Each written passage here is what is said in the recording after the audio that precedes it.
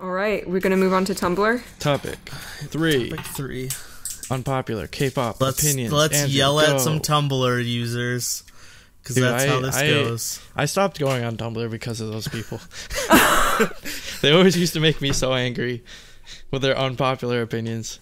I linked the slideshow that so you can follow along with me. Be like, All right. dude, Okay. stop talking trash about my groups. All right, so I have been using Tumblr since my 2009, 10. So I have seen the entire gamut of horrible, god-awful opinions from like little kids. So today we are going. I hope so, true. kids. Okay, so we are going to go over, or there's a specific blog named Unpopular K-pop Opinions on Tumblr. So I picked out some of the best, some of the worst, some of the most memorable, some of the most funny ones, and we're gonna go, give our opinions on them in a way. It's like 22 or 23 slides. Okay, starting off first, a brief word on plagiarism scandals. Some of them are a little sketchy, most of them are not even close, and all of them are overblown.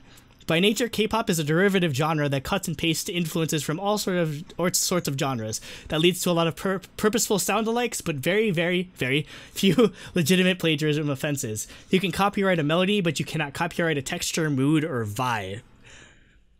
I kind of feel that, though.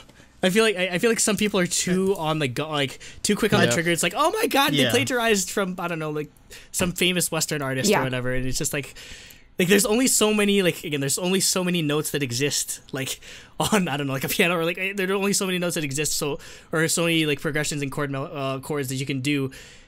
Eventually you're gonna kind of run into like similarities, and I mean sometimes it's just like, even like history, if you look at like human history, like some people like invented the wheel in like two different parts of the world, like and like they had like no contact with each other. So like there's sometimes like some things are so it's like just gonna happen. Yeah, it's public conscience or whatever. It's just like it's not necessarily like malicious in a way.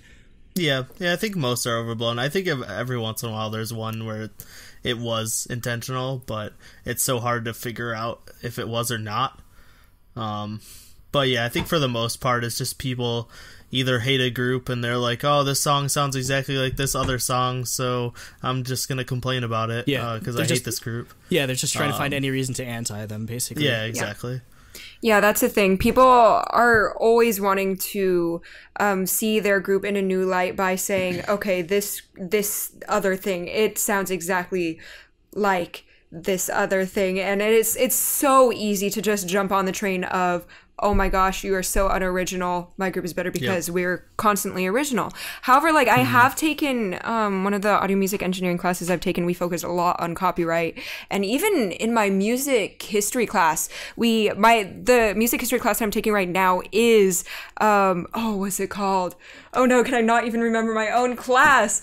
The basic borrowing. Oh, that's what it's called. Borrowing in the early and Renaissance and all that early stuff. Yeah. So music started specifically with copywriting other things. And if you copyrighted someone, that means you were cool. That means your music was better. But then eventually, of course, plagiarism was invented. And so it's just so interesting learning how like the way you wrote music thousands of years ago was to take someone else's work and make it your own and use it and develop it into something else. So it's interesting how right now when you look at it, it's something like you look down upon the songwriter.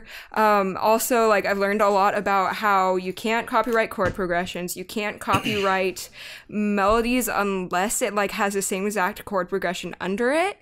And then if like, for example, with Pressure, Ice Baby ended up copying that. Yeah. And it was because it was the same exact octave, the same exact sound, and the same exact notes and rhythm. It has to be a whole bunch of same in order for it to be copyrightable. So, like, I can kind of see this person's opinion, but I also kind of disagree, so I'm like... Yeah, you're in between. Yeah, sometimes you agree. Like, there's definitely...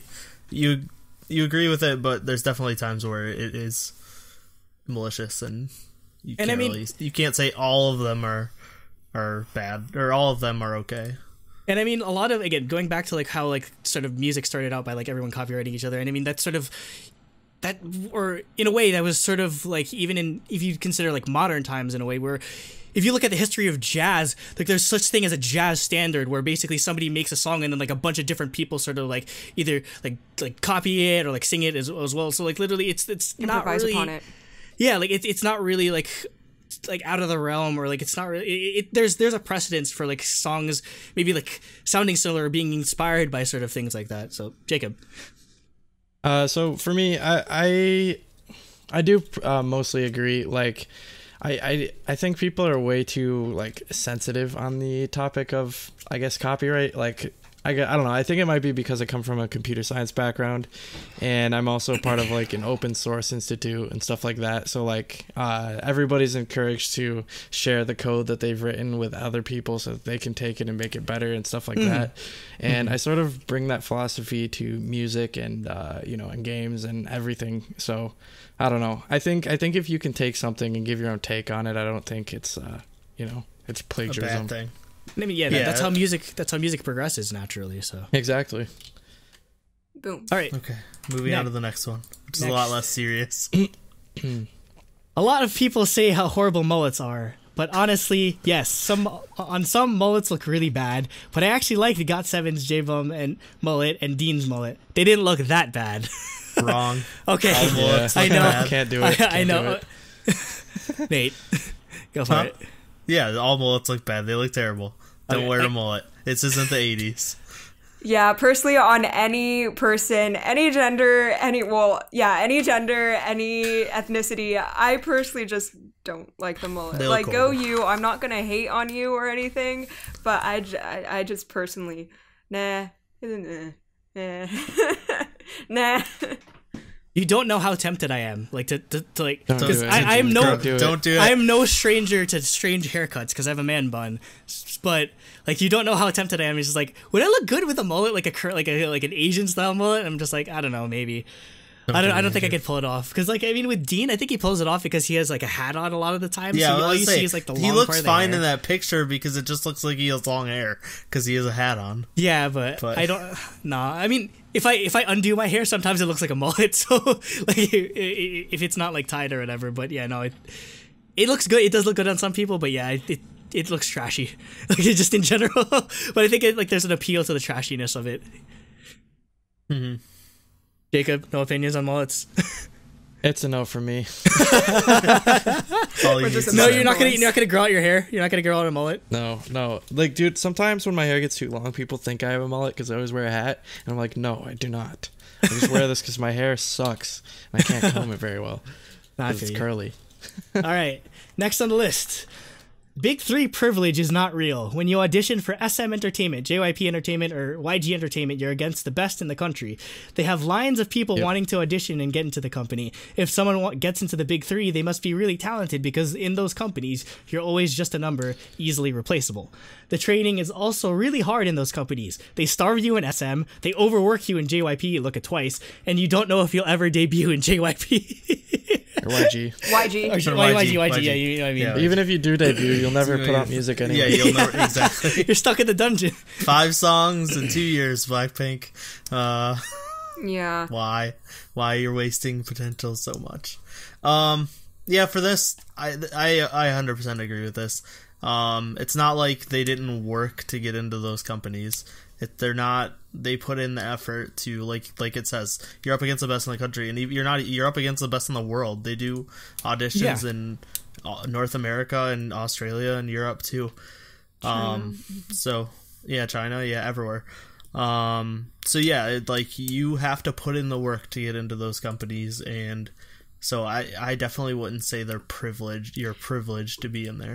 Yeah, if anything, once you debut, because the companies have a lot more money than others, the only privilege you get is you get a lot more branding. But I think all idols, no matter what company, work hard equally. Yeah, exactly. Everyone deserves, the same amount of treatment and everything. It's just some do get that step by having a really rich company. But yeah, definitely privilege isn't real. Jacob? For me, I agree with that as well. Is you know, even so, like going against the best in the country just to get into the company, and then on top of that, SM, JYP, and YG all have like hundreds of trainees, hundreds or dozens or whatever the number is. There's a crap load of them, and like 90% of them never debut. Yep. Or they leave the company to debut somewhere else. Yeah. Like it's still, even when you're in the company, it's still strict, or not strict, but fierce competition just to, you know, get the chance to debut, group. To get into the group. Yeah, exactly. Because I think like I know the most about SNSD. Like back before they did debut, there was like, I think there was like 13 girls in SNSD originally, and then they cut like 4 of them right before debut. It was crazy. So wow. Even twice was 6 mix. Well, yeah. And then they're like, and then like somebody left, and then somebody got kicked out, and then they're like, all right, we're having 16 now, and we're gonna pick 9 members from that. And it came out. We're gonna pick 7 members, and then JYP's like, we're gonna keep 2 because Momo should have never got eliminated. Yeah. Wow. Yeah. Apparently it was revealed that it actually was not like, it was confirmed that it was not rigged by somebody who was going to be in it but left the company, and then got replaced by Jui, I think. So she got really no, lucky. it was the girl who did the rap for Full Moon, Sunmi's Full Moon. She was gonna be on 16, but she got kicked out of the company or something because some shit went down. Wow. So drama happens everywhere. Yep. Basically, you can be at like the biggest company and the smallest company. Happens everywhere. All right, next slide. So one thing before this, though, I don't really agree with this being an unpopular opinion. I think some of these aren't. This is an opinion of confession, like basically fans that or just people that follow a group and don't really understand anything about the industry, and they like probably follow a group from a smaller company, and they're like, "Oh, Red Velvet gets so much like they're so privileged, blah blah blah." Like, I feel like that most people that actually follow the K-pop industry would agree with this. All right, next slide. I'm multi-fandom. When I talk with a younger group's fandom, like Astro, they're all younger than the group and I. But when it's a second generation group's fandom, like Infinite, they're all older than I am. I know that's normal, but I feel weird when I'm switching between those two. The first is where they're all in school, and the second is where they're all in work and they're indeed more mature. I don't know where I can place myself in all of this. Did you put this on there because of me? Well, I mean, yeah, no, I feel that way. In trying to make me feel old. Hey, it's yo, also I feel kind old of as hell like me too. though, as well. Yo, like, what are you talking about? Like, literally, like, there's more people that are college age, Jacob, that are at, or like your age than people that are like my age or Nate's age. Like, I feel really old. Like, listen, those people are all like listening to the newer generation groups, though. Like, I've been listening since like 2011. I was like freaking 12 when everyone else was like 17 listening to K-pop. I was like a little kid, basically. So, yeah, like, I was younger than everybody I talked to online about K-pop. So, but, yeah, this is basically me. So, I started and I listened to SNSD and all these groups where they're like a couple years older than me, which is not the same for Jacob. But yeah, because like Soyeon's a little bit younger, a couple months younger than me, but everyone else in SNSD is a year or two older than me. And so yeah, I was listening to groups that were like my age or slightly older, and now I'm still in it, like 8 years later. And now I'm listening to there's idols that are born in 2002 when I was in middle school. Like, yeah, there's debuting. People half our age basically that are like exactly. Debuting. Like, yeah, it's wrong. It's scary. It makes me feel weird sometimes. Yeah, but it's like Cooper in the Lucy situation. Our friend was just like, our friend ended up standing. He said his bias in Wiki Miki was Lucy, and then I was like, dude, she's 14. He's like, oh, I didn't know. You can't. He's like, I'll take that back. Yeah. As a college age student, do you feel that, Umu, or? I don't know, because I don't worry about like the actual fandom's age, but I do feel slightly uncomfortable when I am really enjoying a younger group like NCT Dream, or even 17. They're quite young. Like, I was really surprised when I discovered 17 ages. I'm like, I am older than like almost all of them. It's weird because I think it should be normal. it's this feeling of like, wow, they're already, you know, living life, and here I am in college. So it's like this weird feeling of like being like, oh my gosh, what am I doing with my life? Yeah, exactly. And then also like, am I allowed to fantasize about these people who are way younger than me? Is this legal? This makes me extremely uncomfortable. Because, you know, the whole K-pop scene is to entertain you audibly and with dancing and then with visuals. So it makes me uncomfortable in that way. But I can also see why, like, different groups have different age in the fandoms. Brackets, and I can definitely see where this unpopular opinion is coming from. So I guess I agree with it. Yeah, no, I definitely... There's only one member who's younger than me in 17. He was born in 1999. Well, I was born in 98, so... God, that's so weird. Like, I was in, like, elementary school in 99. Anyway, so yeah, but with this, like, I definitely feel it, and I definitely feel it the most being at concerts a lot. Like, it's basically become, like, a joke where me and my other friend that I met at a concert, Aubrey... are like, we're basically like the parents, and we take care of all of like the K-pop children and make sure they don't get into trouble and they don't run across the street chasing after the groups.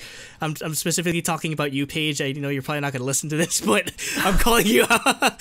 She's insane. Anyway, yeah, so we're like the parents of like the K-pop fandom whenever we go to concerts. So I feel that. But I was gonna say, going to concerts is when I feel this the most, because I'm gonna be going to Red Velvet, and I'm gonna be probably like 10 years older than most people at this concert. Yeah, and everyone's just like, "Oh my god, I have to do homework," and like I'm just like, "Oh, dude, I have to like go back to work on Monday." Work and exactly. Yeah, I have deadlines. Right. Anyway, next slide is, I love female rappers. I really do. That being said, not all girl groups need them. A lot of groups would be better off without rappers, not because of the rapper, but because the music they put out feels off with rap. So, Nate, I know you love female rappers, so... That's not necessarily... Like, I actually agree with this. I feel like it's just become a thing nowadays where you have to have all these roles filled, and every song has to have a rap break, or just have a rap verse, and like it... I feel like for some groups it's not needed. I 100% agree with this. I like even boy groups, especially too. Even boy groups, like definitely for girl groups, but yeah, there are some guy groups that don't really need it. Like NCT, I would say NCT Dream doesn't need... Mark doesn't have to rap for an NCT Dream song. It kind of feels weird. I mean, Mark is a rapper, though. Mark is a rapper, and he's good. But I'm saying, like, that type of song doesn't need a rap verse. Yeah, it seems like the type of stuff they put out. Yeah, the more cutesier genres. Actually, today I was just filming reactions to Lovely's Twinkle, and this song is very symphonic pop or funk pop, and it's very melodic, and there's a lot of interesting things going on. But the rap is da da da da da da da da da da da da, and it's just it's like their vibe, cutesy vibe, already comes from, you know, the aesthetic and the song, and rap break in that style kind of takes away from the actual melody and what's already being created. So I can see how, like, I don't know, just personally I feel like cutesy songs are much better being melodic and maybe once in a while some talk singing, but not like a whole verse just dedicated to talk singing. That's my opinion. Jacob? For me, I do agree with this, because I think like there's a lot of groups, like especially like more like cutesy groups, I don't think they really need a rapper for that style of song.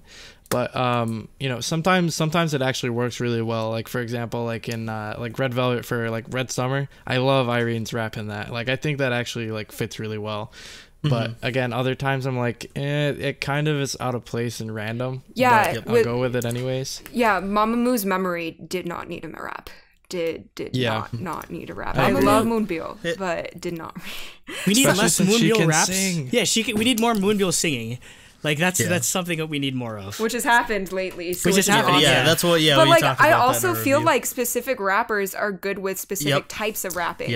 And so some rappers, like I believe Dami can nail the ballad rapping. I personally think she's fantastic with ballad rapping. Like her voice is calming. It isn't overly cheesy. She can still make rhythm and motion with this really laid back song. But some other rappers, I feel like their voices are maybe too husky, too gruff, too meant for that like boom boom boom type of rap to fit into like boom boom boom into like a da da. Yeah, it's just like cutesy.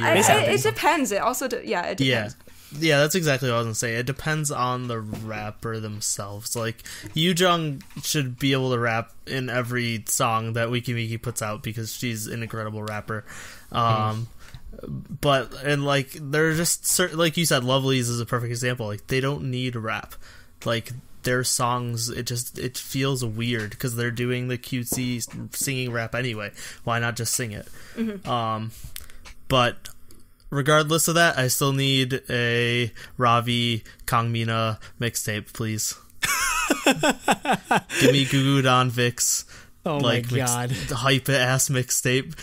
Because it'd be hilarious. Mina rap. Mina's the best. Making it rain once again. Yeah, exactly. Goo All right. Don. Next slide. I was really hurt when I found out Monsta X couldn't own a mobile phone until they won first place on a music show. If they have the money to buy one, they should be able to. It is a different story when they themselves agree not to have a mobile phone for their first year as rookies like GOT7, but the company prohibiting something as useful as a phone doesn't sit right with me. They can use it in emergency situations or for better contact with fans. Yeah, right. Yeah, that sounds thirsty as hell. The delusions right there at the end. I think they meant like social media wise. It's like, yo, why can't Monsta X text me right now? Why can't they slide into my DMs? Yeah, for this one, I don't know. I feel like it's just part of the job. I feel like part of it is they don't want them to be distracted by their phones, because that's what us millennials do. We're always looking at our phones. They're huge distractions, and these groups need to practice. They need to focus on what they're doing. And then on top of that, the chance of fans finding out the phone number and having to go through that and getting it all changed. There's so many bad things that can happen. As someone who, as like... Oh, yeah, didn't Heekshall talk about something like this? Yeah, Heekshall has to change his phone number like every month or whatever. Stolen all the time. Like, it's ridiculous, because it's just people figure them out. No, there were Sasang fans are crazy. Like, they'd be, like, texting him, saying, like, they can see him through the window and stuff. It's really, that's like, so deep. So, like, it's... Like, the amount of... As the person writing this is like us. They have a phone they use every day. They need it. They can't live without it anymore. But... Yeah. It's a completely different situation, so I can understand why the companies don't want them to have phones. Yeah. Honestly, I went to a summer camp a few years ago, and it was up in the mountains, so no internet whatsoever. No signal, and I freaking lived up there.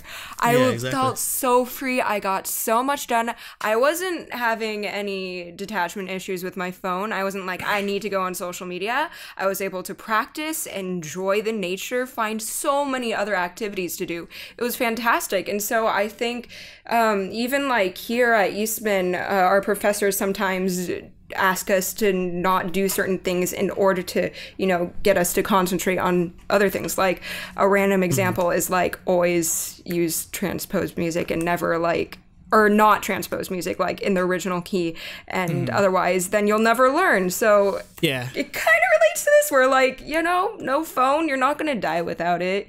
And they're able to focus a lot on, getting to a certain point. But then again, it is kind of sad how long it took them to get to their first place, because they are a very talented and amazing group. So I'd rather they not have their phones than not have like food or something, like there's something even oh my worse god, than that. Yeah, because there's some like worse stuff that they do when idols don't perform. But Jacob, thoughts? Yeah. Personally, I think I'm kind of half and half. Like I see why the company does it, but I think it's more, it becomes an infringement on their freedoms, in my opinion, to like keep somebody from buying something or possessing something or something like that. I guess this is more of my like philosophical side, I guess. Yeah, that is creepy though. I'm a libertarian at heart. I don't think anybody should be able to like tell somebody they can't do something unless they're like harming someone. Yeah. So I don't know. I get it's at the end they're trying to keep their best interests in mind, but still. Yeah, I think it's a little too far, but yeah, I definitely see why they do it. All right. Okay. Next slide is here's the salt. Here's the salt coming up. And if anyone agrees with this, I'm throwing them out of the chat right now. It was cheap of Wanna to copy 17's theme of matching rings. Just slap the golden age on it and call it their own. Let's just move on. People are dumb. Stupid. People are so dumb. Oh my god, 101 copied 17. They're like, are they gonna sue anyone that gets married? It's like, oh my god. Rings. Everyone that got married in the entire history of the world copied 17 for wearing rings. Enough said. Yep. Yeah, I think we could just move on from this one. It's Next fine. slide is... Like, there's only so many concepts out there. There's so many ideas. Yeah. It will overlap. Oh, okay. I'm interested to see about this Luna one. This is not me. I don't agree with it. I feel like Luna is dragging out their debut too much. Maybe it would have been better to leave the subunits, even though I love Luna Odd Eye Circle, after OT12 debuted, so that we only had to wait a year, not two, to be able to see the whole group debut as a whole. Okay, so I definitely agree with this one because I think Luna had a really, really slow start until they started with the Odd Eye Circle members. Like, cause I remember like when they'd come out with releases, I was completely like uninterested because everything felt very generic, except for Sonatine or Sonatine, whatever was really good. But yeah, other than that, like, I was really worried because I'd heard how much money that company was spending on them. So I was like, come on. It's okay. They sell weapons of mass destruction. No, they don't. Yes, they do. Do you know about this, Uma? The company that owns BlackBerry is a weapons manufacturing company. No, I just thought they had like no money, and where were they getting this money? No, they have tons of money because the company that owns them are a government contractor, weapons contractors for the Korean government. For the Korean government. Oh my, I don't know how I feel about that. That's where all their money came from. Luna's been bought on the backs of weapons. All right, Umu, I know you're very interested in Luna, so... Yeah, Luna are my girls. So, I don't know. I think if I was thinking... Because I love the fact of introducing every single member as a solo artist, and I could see where this person is coming from, saying they don't really need to introduce subunits, but for some people where the solo songs aren't grabbing their attention, the subunits are... definitely a way to be like, you know what, these single women can really interact and create something cool together. And so it definitely is creating this amazing world. But if I was being selfish, because I'm really... my attention was grabbed intensely by the solo songs. Like, I've never heard any music out there like this musically, like specifically like the chords and the maybe like the textures have been used before, but like the actual notes and stuff, it's just mind-blowing. Like, oh my god, this is no other K-pop sounds like this. Yeah. So personally, I'd be ready for them to debut under a year, but I can see why they're choosing to also debut the subunits. At least for me, I say don't change like the concept. Maybe they could have like sped it up a bit, as not like waiting for every month where it takes like so long.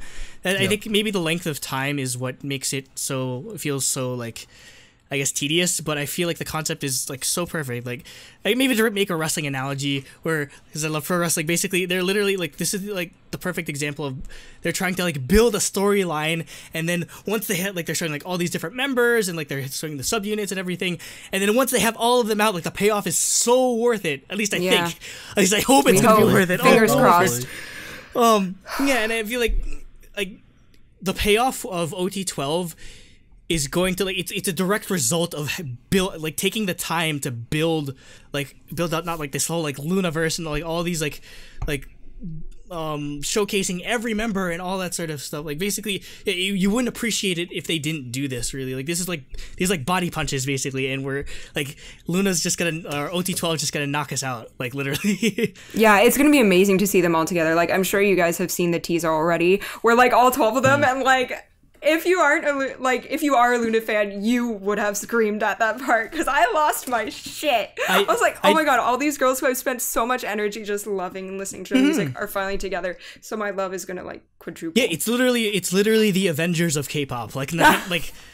It's literally the Avengers of K-pop. You don't care about each individual of the Avengers unless you see their movies first, and then you finally appreciate when they come together. So I wouldn't have changed the concept at all. Unless the song's bad. Yeah. But hopefully it won't be. Which rarely happened. Yeah. Next. EXO's Coco Bop was fairly decent until the drop. The chorus was pretty good, actually, but the drop sounds like you put a fork into a garbage disposal. Oh yeah, I heard that a bunch of people disliked the drop. I don't know. I'm currently surrounded by people who love the drop, so I would love to hear what you hate about it. I don't know. I thought it was just weird, I think looking back into my thoughts on the original album, it just sounded like EXO doing an NCT song, so it didn't really sound really original to me. Or it felt kind of like off for their motif. Yeah, it did feel definitely off from their motif. It's a style of song that EXO had never really done before. So I was thrown with the stylistic change. But overall, I personally think it's a good song because I am so up for extreme weirdness in music, extreme like textures not matching. I love that. I love unexpectedness. And I thought that the combination of this reggae feel and like the intense drop was the perfect thing to create new music that hasn't really been done before. But like I can see it feel like it isn't new since other groups have done similar things. All I can think of is Charlotte's reaction that you put on Patreon. That's exactly how I feel. I mean, it's definitely grown on me over time, especially seeing it live. So, or no, I didn't see it live. Coco Bop came out after. God, when did Coco Bop came out after I saw EXO, so never mind, I didn't see it live. Oh, well, they're probably gonna come here again. They could. I've seen EXO like every year for like the past 2 years, so it'll happen. Jacob, did you hate it? Yeah. So for me, I did not like it at first, but it was only because I was because when the song first started, I really, really dug the vibe I was getting, sort of like almost like sexy R&B with like reggae and stuff like that, and I was really enjoying that, and then all of a sudden it just dropped out of nowhere. I was like, no, because I thought I was gonna go into like a really catchy chorus, like. So that being said, I didn't like it at first, but I do agree that it has grown on me a lot, and it is a good song that I like. A similar thing happened with like EXO's Wolf. Like I hated that song when I first heard it. I still hate it, to be that completely song. honest. That's actually, it's a controversial song still. Ow. But yeah, I actually really like it still. So yeah.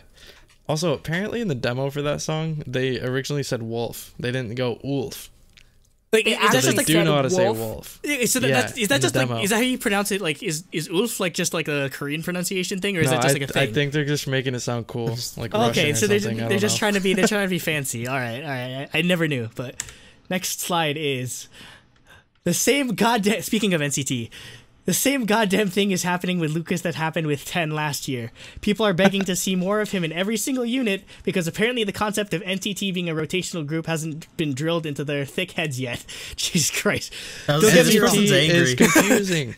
This person's very angry. Don't get me wrong, I was bowled over by Lucas, and I think he's an amazing addition. But for goodness sake, can you all sit down and appreciate the rest of the members too? There's so much talk of, quote, don't be a solo stan, but then people only care about Lucas or 10. Or Taeyong. Say Taeyong. Everyone cares about Taeyong. Taeyong is like the most famous one in that entire group, and then maybe like Johnny because he's tall. Mark. And Mark. Yeah. Like, or I don't know about you guys, but the reason why this like annoyed me is that I feel like the concept of NCT being a rotational group is literally stupid. Or no, it's literally it creates these problems where people only care about certain people, and they're just like, oh, it's NCTU. Where's 10? And I mean, like, I don't necessarily think it's people neglecting the rest of the group. It's just like you're frustrated with why are you calling it like this subunit or this group, and then it doesn't have like the member like you sort of like the most or out of the if you like group. A member that's only in NCT 127, you're just gonna completely ignore Dream and you unless they're in that song for you. Like, yeah, it does kind of just create that. Yeah, I think it is going to take quite a while for people to get used to this new group concept, because even I am kind of confused, and still I feel like I'm kind of like on a raft in the ocean, just trying to get like how this group is working, and I don't necessarily feel like the groups have a solid style yet, because NCT 127 released Touch, and that was totally different, and then NCT U released they switched them up. On this and then album. NCT Dream did drop like the hardest song. Yeah, they Dream all did, just switched up. So why are you switching up the Go. genres if you're also switching up the members? It just doesn't make sense. What it is NCT 127 is 9 set people. Okay, that's just a group. Yes, they just do hip hop stuff. NCT Dream is everyone in NCT that's under 18. Yeah, but Mark's 18. So why is he still there? So there's nobody. Wait, what if they're all over 18? I think it's under 20 Korean age. Okay. So after this year he's done. Okay. So they have a graduation system there. And then U is known for different genres. Is just anyone that they want for that song. NCT could be completely different members for every different song. It's just like a project unit where they're like, if they just want to throw a couple people in a song, they call it an NCTU song. This is why when NCT first came out, there's this joke on our podcast, like nobody knows what NCT understands is. what it is. Now I understand because they explained it for 10 minutes on Weekly Idol. Right. But they should have told us this from the beginning. Right. It's way too confusing. It's just like this stability that I usually look for with a group with a specific sound and like a specific members. So you can choose so many different groups to like, because you know, okay, this one has this sound and these members, and so it's weird to have a group like NCT, but I definitely do enjoy how it is changing. I don't know, the K-pop formula up. NCT is literally the antithesis of stability. It literally changes like every song. So Yep, we'll see. It's hopefully fantastic. somebody though. figures it out. Yeah, definitely. They're amazing. Next slide.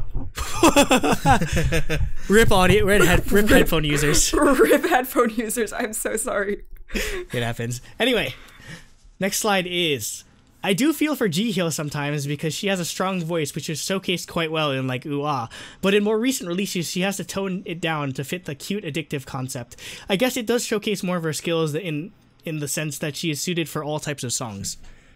I'm going out of order here, but I actually kind of agree with this, where I want to see her in like sort of a subunit with a couple other members, maybe like Junghyun and Nayeon or something, and do something to Twice as TTS was for SNSD, in that they can go off into more different like sounds and more sort vocal of heavy stuff. Yeah, exactly, and just go off in different spots, because like a lot of people don't realize like Nayeon's a pretty good singer, Junghyun's a pretty good singer, and everybody knows Jihyo is because she obviously she's able to show that usually, but there's like a trope there's like a trope that like friggin' Twice doesn't have good vocalists, or like their Twice is just like they're shoddily assembled. They're just as good live as any other K-pop group. Yep. Yeah. It's just because the types of songs they're putting out aren't vocally intensive. Like, intense, or audibly obviously crazy. Yeah, or obviously intense. Yeah, exactly. I agree, or like, I agree with this for the most part. I think if you listen to their album tracks, the's a lot more of it though. Yeah.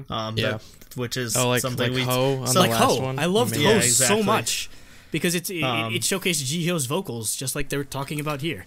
Yep. Yeah, which is the problem we have as a podcast collectively is people only listen to the singles and don't listen to the album tracks. Listen to the B-side songs. There's so many amazing things happening. Yep. Any more thoughts with like Red Velvet? Oh yeah, like Red Velvet. Like all of SM's artists. Yeah. Okay. Wait, so did you have anything else to say, Umu, or just were you? No, I'm good. I also agree. I think it would be cool if she went off in a subunit and they explored different genres also. But also, like, it does show her flexibility of being able to fit, like, change her voice to fit different styles of music and different concepts. Yeah. All right, next. No, as much as wrong, Andrew. Okay. Calm down. I have problems with this on so many levels. As much as I like Card, to be honest, I don't think any of them are cut out to be idols. Besides Somin, maybe. I think that they do a lot better in the music industry if they weren't idols.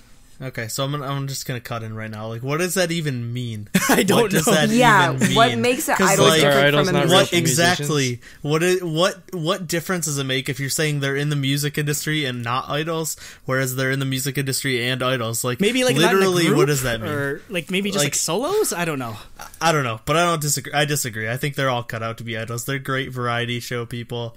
All all 4 of them on their reality shows have been hilarious, and I think they perform really well. Yeah, they have a great energy on stage, like I've seen through live videos. It's just I don't see this person's point of view. I don't understand. Honestly, the only reason I could think this is they would say this because they don't think they're visually attractive enough. Ooh. So that's what but I don't agree with that. But that's not what I'm saying, but like that's literally the only thing I could think they're trying to say with this is like to them an idol has to be like a certain level of attractiveness that they don't think card members approach, which is why they said Somin, because like most people consider Somin to be the most attractive member of the group, like why they're like, oh, maybe Somin could be, but the other ones aren't attractive and maybe because Somin was previously an idol. Like, that's probably why, because she was in Purity tried out for Kara, and she was in Purity and April, So, but yeah, I don't know what this person talk about, and shut up about card.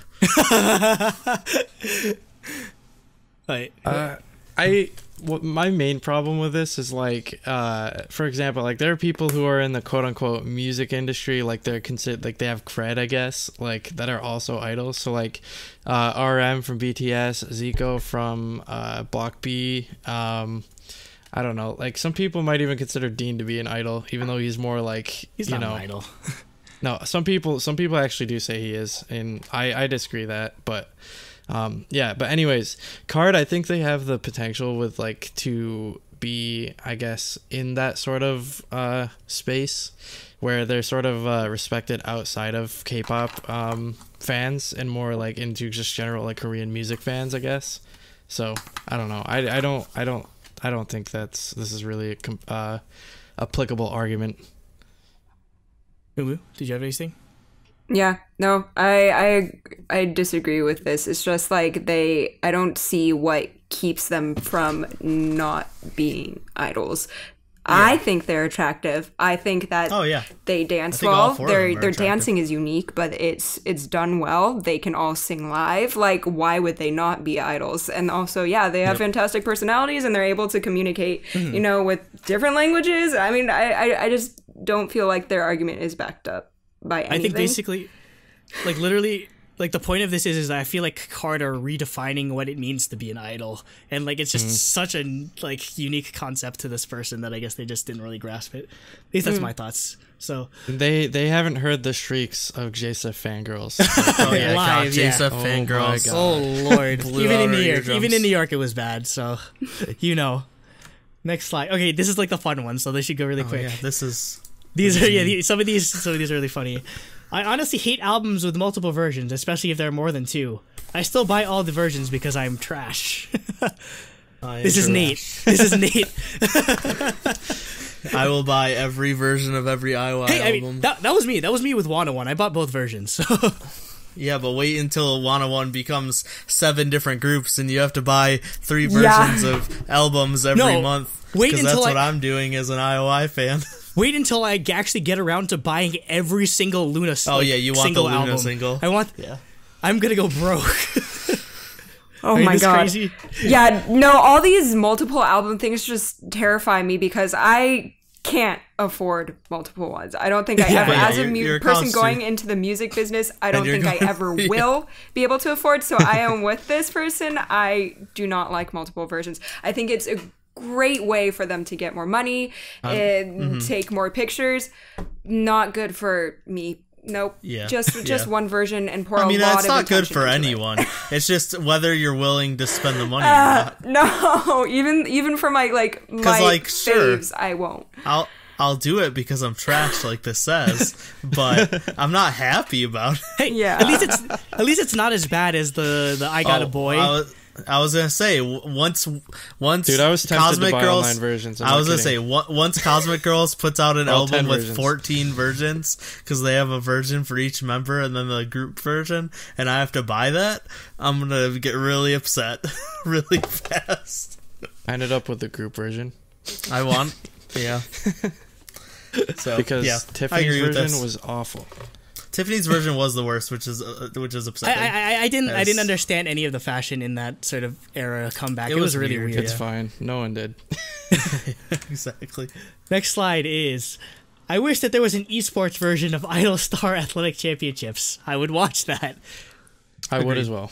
Yep. Easily. That's all we need. Sure. Yep. You kidding me? Like freaking Heechul doing like a League of Legends like 5-man like I don't know like tournament or whatever. That'd be dope. Like just to see like the idols like sort of interact with each other in esports would be amazing. Yeah, just literally any more screen time of idols from different companies interacting and just seeing them enjoying themselves together. Well, like I think will like simmer down so much I guess individual group hate. Yeah, too. basically it's hard to anti when they're like so like friendly with other groups. Yeah. Okay. Next. I'd like to hear V do a vocal cover of Guardians of Asgard by Eamon Amarth. I know it's rather weird, but I just happened to randomly think of it one day and thought it would be cool. I don't know that song. I looked up this song. It's Screamo. It's literally like Viking, like a metal, and I'm just like, why did they think V would be good at this song? Is it? Yeah, I'm listening to it right now. It's just like Screamo Viking metal. That's random. It's so weird. It's all like growling vocals. Like well, metal yeah, song. he is good. That kind of That's voice. basically what it is. So that's probably why they want him to do it. That's fun. How did they even find this song? Wow. They're like me, it's where kinda they're like the same really thing. into How did we metal, find K-pop? and then they got into K-pop. Okay. Next one. Hongbin from VIX used to be my bias, but after knowing he plays Hanzo on Attack, I can't do this. He might be one of the best Hanzos in Korea, but come on. Valid. Yeah. Have you played Overwatch before or no? No, so I'm slightly confused, but Yeah. Okay. okay. Overwatch is a very popular Video game, yeah. I just don't know how it works. Yeah. Oh, okay, team. Yeah, it's a team game, and it's just like ridiculous. Like all the best players in Korea. So it just so happens that Hongbin is, I believe he's top 7, like in like ranked in the world. Like not even joking, or in Korea or in the region. Basically, he's that good. Oh my god. But yeah, like basically the strategy he's using is not optimal. So that's why this person's like, I'm gonna end Stan. Yeah, because it's pretty troll. Like, and speaking to Jacob and Nate, like, yeah, I feel this. Like, there's so many better options. Like, even if you're really good at Hanzo, there's so many better options on Attack than just picking a character that can snipe people, and it takes so long, and you're so vulnerable. Yep. Yeah. As a person who always chooses Pit during Super Smash Bros, I don't know. I can get why you want to just stick with someone that you're really familiar with, even if they don't have the best attacks. It's okay. That's me playing Jigglypuff in Smash 4. Even Yeah. she's complete garbage in Smash 4 because I play like the old one, Super Smash Bros. Melee, a lot, which she's like a god character in, but she's so bad in Smash 4. But I just stick with it anyway because that's my character. Yep. Okay. Second, we have 2 more. Oh, Sometimes no. I swear I can kind of see a bit of Elvis Presley no. and G-Man from certain angles. No. Someone please tell me I'm not the only one and I'm not just being weird. No, I kind these of 2 get it, pictures, but- I could kind of see it, but part of it's the background, I think, and just Yeah. like the angle of him looking. Jawline, maybe chin shape and Yeah. jawline, but Yeah, that's that's just literally random. it. That's about it. Yeah, that's really random. Oh my god! Like how The next one is 100% amazing. that's true. it. Like though. this is like next level. This is next level. Like I don't know, like freaking standing or whatever. Last but not least, or no, there's 2 more actually after this. Hyungwon from Monster X kind of looks like Seto Kaiba from Yu-Gi-Oh! To me. They're both tall and have long, slim figures. Plus, when Hyungwon has that mushroom hair, the resemblance is uncanny to me. 100%. Yep. They need But to make a Korean Yu-Gi-Oh movie. Yes. in this picture, though, it looks like Fate from 17 would also, with his mullet and the brown hair. I could see that too. So I'm pretty So sure random. multiple Korean idols could match Yeah. Kaiba. Did you never watch Yu-Gi-Oh? Nope. Oh my god! Jeez, it's past. It's past. Yeah, your it's past your What guys' are you time. talking about? I watched No. Did you Jacob? Did you watch original Yu-Gi-Oh or did you start Yes. watching like GX or? No, I watched the real shit. Okay, Real because if you're saying your favorite Yu-Gi-Oh was like freaking card games on motorcycles, I'm throwing you out of the Oh my chat. god. Card games on motor. It's a lot to All explain. right, let's go. Last but not least, the best one. What? I don't know why, but Why? E-Took from Super Junior reminds you of Kris Jenner. Why? I don't This is so know. random. The long This nose? is really random. Literally Yeah. just High hairstyle. cheekbones. Probably hair, yeah, cheekbones, Long yeah, I don't know. ears. The problem is The like earrings. Kris Jenner looks like she's had way Maybe. too much plastic surgery, but I mean, Yeah. I don't think I can I say don't that know. about E-Tuck. That's The that's a weird randomest one. comparison. All right, that's all I got. Tumblr is weird. If you want to see more of these, go to Tumblr. Unpopular K-pop Opinions on Tumblr, and you will enjoy yourself for many hours. Yep. Though I Okay.